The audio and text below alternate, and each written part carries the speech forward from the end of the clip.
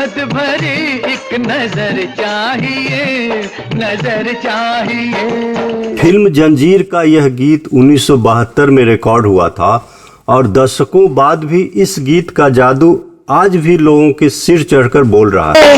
इशारे हुए निगाहों में। यह गीत रमजान के महीनों के दौरान मुंबई के तारदेव के फेमस स्टूडियो में रिकॉर्ड किया गया था।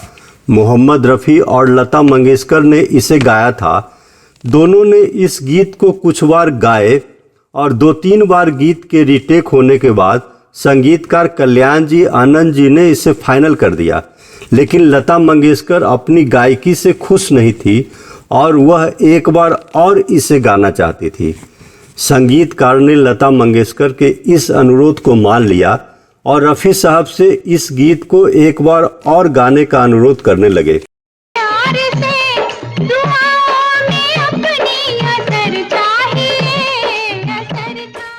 यह गाना जिन दिनों रिकॉर्ड हो रहा था उन दिनों रफ़ी साहब रोज़ा रख रहे थे। वह बिना कुछ खाए पिए थे। उनका पेट पूरी तरह से खाली था और उन्होंने पानी भी नहीं पिया था। उनका गला पूरी तरह से सूख रहा था। भूख और प्यास के कारण उनका बुरा हाल था, लेकिन इसके बावजूद भी उन्होंने उस गाने को उसी दिन रिकॉर्ड कराया ताकि संगीतकार को किसी तरह का नुकसान नहीं हो। जब संगीतकार ने इस गीत को ओके कर दिया तब वह घर जाने लगे। वैसे भी वह बहुत थके हुए थे और भूखे प्यासे थे। वह जल्द से जल्द घर पहुंचकर थोड़ा आराम करना चाहते थे, लेकिन लता मंगेशकर इस गाने को एक बार और रिकॉर्ड करने की जिद पर अड़ी थी और संगीतकार लता मंगेशकर को नाराज नहीं करना चाहते थे। लेकिन रफ़ी साहब एक बार फिर इस गाने को गाने के मूड में नहीं थे। इसी दौरान जंजीर के 2 गीतकारों में से एक गुलशन बाबरा वहां आए और उन्होंने रफ़ी साहब से पूछा कि क्या उन्हें पता है कि यह गीत किस पर फिल्माया जाएगा।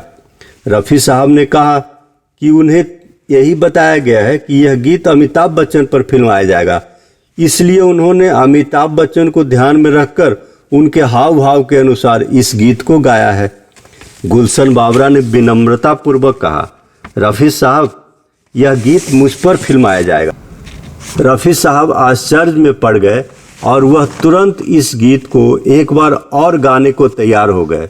वह रिकॉर्डिंग रूम में वापस गए और इस बार गुलशन बाबरा के हाव भाव के अनुसार लता मंगेशकर के साथ उस गीत को एक बार फिर गाया और इस बार उन्होंने गुलशन बाबरा के व्यक्तित्व के अनुरूप अपनी आवाज़ में बदलाव किया।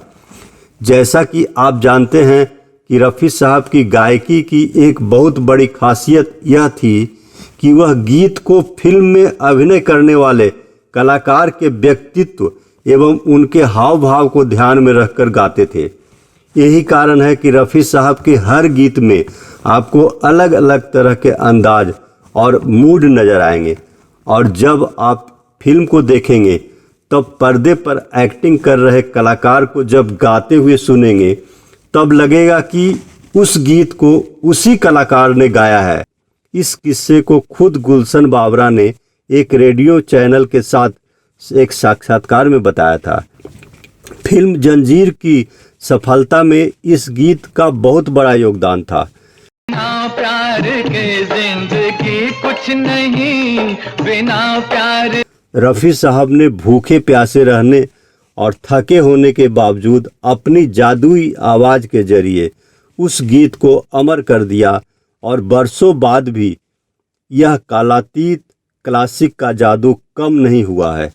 निश्चित रूप से लता मंगेशकर की आवाज़ का भी इस गीत की सफलता एवं लोकप्रियता में बराबर का योगदान है। यह वीडियो कैसा लगा ज़रूर बताएं। अगले वीडियो में किसी और गीत के बारे में या फिल्मी दुनिया की महान हस्तियों से जुड़ी जानी अनजानी जानकारियों से आपको रूबरू कराएंगे। धन्यवाद।